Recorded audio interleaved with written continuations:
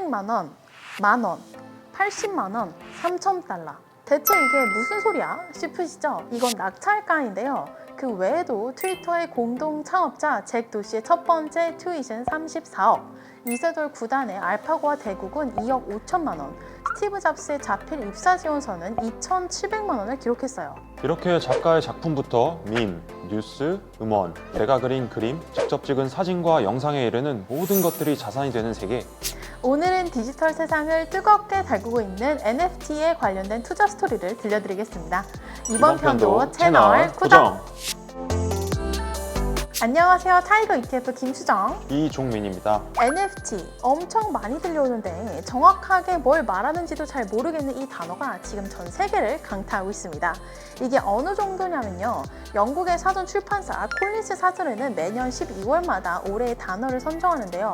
2020년 올해의 단어로 꼽힌 락다운에 이어 2021년에는 NFT가 그 자리를 차지했어요. 2020년 그 자체가 락다운이었다는 점을 감안하면 NFT의 영향력이 어느 정도인지 짐작이 되실 것 같습니다. 중요한 건 NFT가 2021년에 한정된 얘기가 아니고 앞으로 더 강력해질 거라는 거예요. 연초에 발행하는 각종 트렌드 리포트만 봐도 NFT는 메타버스와 함께 빠짐없이 등장하고 있고요. 전 세계 사용자의 검색량을 보여주는 구글 트렌드를 보면 이 키워드가 가파른 상승 곡선을 그리고 있다는 것을 알 수 있습니다. 우리 일상에서도 NFT가 뜨거운 관심을 받고 있다는 거네요. 그렇다면 대체 NFT가 뭐길래 이렇게 뜨거운 관심을 받고 있는 걸까요? NFT는 Non-Fungible Token의 약자로 우리말로 하면 대체 불가 토큰이에요. 좀 더 풀어서 설명하면 각각의 디지털 자산에 별도의 고유한 코드를 넣어 다른 복제품과 차별되는 유니크한 토큰을 말합니다. 블록체인 기술을 통해 그림, 음악, 영상 같은 디지털 아이템에 일련 번호를 부여해서 복제나 위조, 변조를 막고 진품의 가치를 높이는 한편 소유권도 입증할 수 있습니다. 이제 NFT가 뭘 의미하는 건지 감이 좀 잡히셨나요? 이제부터 얘기는 더 중요한데요.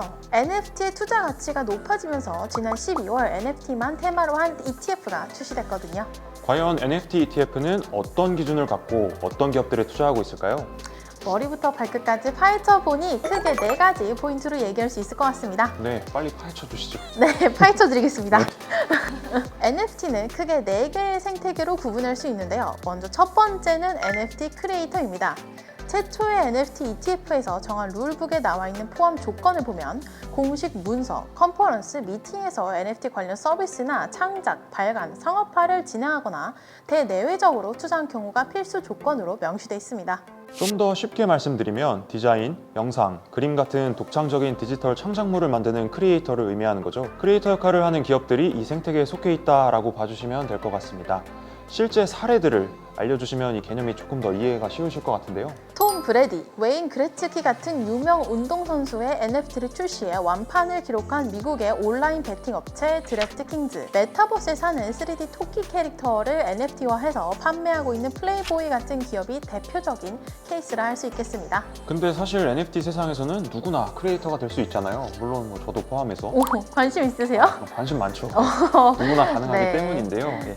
이걸 고려하면 생각지도 못했던 기업이나 개인이 NFT 크리에이터로 등장할 수도 있겠네요. 그렇죠. 그런 만큼 방금 언급한 기업 외에도 다양한 기업들이 NFT 크리에이터로 성장할 것으로 예상이 되고요. 앞으로 NFT 관련 ETF가 출시되거나 리밸런싱 할 때마다 어떤 기업들이 등장할지 지켜보는 재미도 있을 것 같습니다. 자, 이제 다음 생태계를 공개해 볼까요? 두 번째는 NFT 주요 거래 통화 관련 기업인데요. 대차대조표, 재무제표상 가상자산을 보유한 기업들을 의미합니다. NFT를 거래하기 위해서는 블록체인 기술과 가상자산이 필수로 있어야 하니까 당연히 이와 관련된 기업이 NFT를 이루는 핵심 축이 될 수밖에 없는데요. 예를 들어서 NFT를 가장 많이 거래하는 비상장 플랫폼인 오픈시에서는 13만 5천 개의 이더리움이 소각되기도 했는데요. NFT 거래에 그만큼 이더리움을 많이 사용한다는 것으로 해석할 수 있을 것 같아요. 네, 맞습니다. 그래서 이더리움 은행 역할을 하고 있는 캐나다의 이더 캐피탈 코퍼레이션, 가상화폐 치고 기업인 아이리스 에너지 같은 곳들이 바로 여기에 해당하죠. 세 번째 포인트는 NFT 거래소 플랫폼이죠. 네, 디지털 창작을 만들고 여기에 블록체인 기술을 더해 거래가 가능한 아이템이 됐다면 이제 거래할 장소가 있어야 하잖아요. 말하자면 장터 같은 게 필요한 거죠. 이 카테고리에서는 가상자산 거래소, 페이 시스템을 통해 매출을 만드는 기업들이 속해 있는데요. 이뿐만 아니라 가상화폐 거래를 하는 플랫폼들 역시 이 역할을 수행할 수 있기 때문에 보다 넓은 시각으로 기업들을 바라볼 필요가 있는데요. 실제로 가상화폐 거래소의 대표 주자인 코인베이스는 NFT 거래소 플랫폼을 만들겠다고 발표를 했고요. 이베이 같은 경우는 이미 작년 5월부터 플랫폼을 개편해서 NFT 거래를 하고 있습니다. 이제 마지막 카테고리인데요. 네 번째는 바로 사이버 보안입니다. NFT는 디지털 자산이기 때문에 높은 수준의 보안 환경이 갖춰져야 하기 때문이죠. 대표 기업들을 통해 구체적인 적용 사례를 살펴볼 텐데요. 클라우드플레어는 사이버 보안 업체입니다. CDN 서비스와 분산 네임 서버를 이용해 성능, 속도, 보안을 높이고 클라우드 스트림을 통해 버퍼링 최소화, 빠른 스트리밍, 최상의 보안이 수반된 라이브 스트리밍 솔루션을 제공하고 있습니다. 이 업체에서는 2021년 5월부터 클라우드 스트림 영상의 NFT를 박는 서비스를 선보이고 있는데요. 그렇다고 NFT 거래 플랫폼처럼 NFT 코드를 만드는 건 아니고 이곳을 통해 토큰과 영상을 안전하게 결합시켜 스트리밍으로 내보내거나 NFT 영상을 볼 수 있는 겁니다. 이렇게 결합된 영상에는 링크가 걸려 있는데 이걸 클릭하면 계약서가 나옵니다. 이를 통해서 비디오가 판매될 때마다 원작자는 안전하게 로열티를 받을 수 있는 거죠.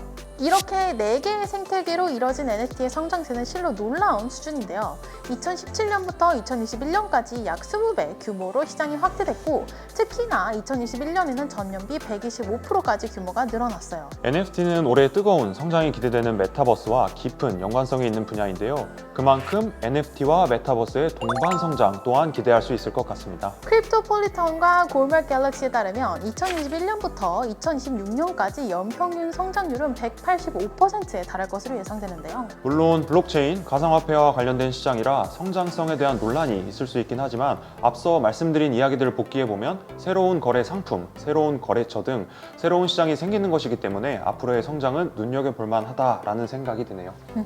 네, 그렇습니다. ETF 1급 비밀, 오늘은 차세대 인터넷으로 칭송받는 메타버스의 성장과 함께 메타버스에서 수익을 창출하는 주요 역할을 할 것으로 보이는 NFT를 집중 탐구하는 시간을 가져봤는데요. 오늘 얘기가 NFT와 메타버스 관련 ETF에 투자하는 데 있어서 도움이 되셨길 바라며 이번 시간을 마치겠습니다. 글로벌 ETF 시장이 궁금하시다면 ETF 1급 비밀이 도와드리겠습니다. 구독, 설정, 좋아요 꾹꾹 아시죠? 감사합니다.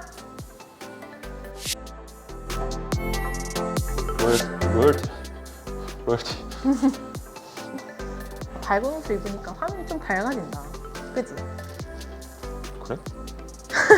구독, 설정, 좋아요 꾹꾹 아시죠? 감사합니다.